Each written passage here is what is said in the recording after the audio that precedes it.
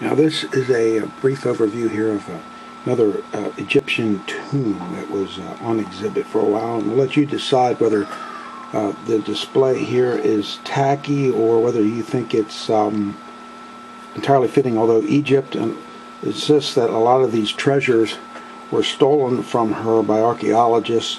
It's full of her culture, heritage, and disrespect for the deceased and the lines of kings here. A lot of these funerary complexes were actually tied up completely with the worship of nature, and the pharaoh seen as the person who could by participating in his funerary complex could assure you of another life, an afterlife. That was the mummy there called Then-Hotep. We'll see here some more. There's the original mummy case.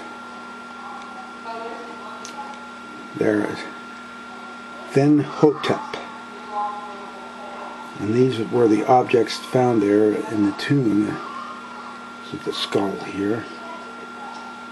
And these are some of the accompanying type burials here of animals. Mummified remains of birds, different type birds. These are funerary objects here looted from these tombs, which Egypt has spent a lot of time trying to get some of these treasures back. And not just solely for economic reasons, just for cultural heritage reasons, insisting that these were actually stolen during a time period when Egypt was not a strong country, and these are like seen as vestiges of colonialism. So again, here's the tomb here, and whether you think it's disrespectful to show deceased kings and Egyptians in this type exhibit. This is the question here.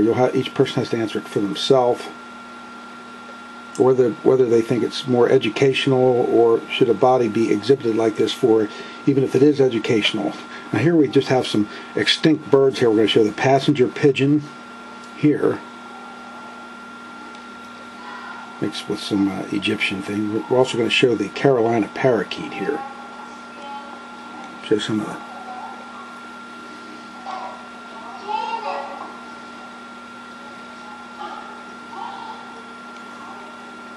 once again, there's the pigeon. Now there's the Carolina Parokeet there. Now this bird here, it is used to be all over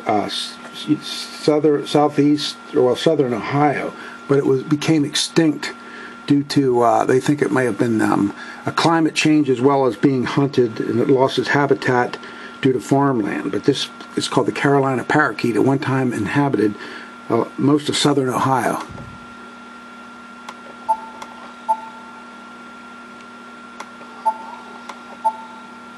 There's a real good shot of it. Very colorful bird. Love to see it back.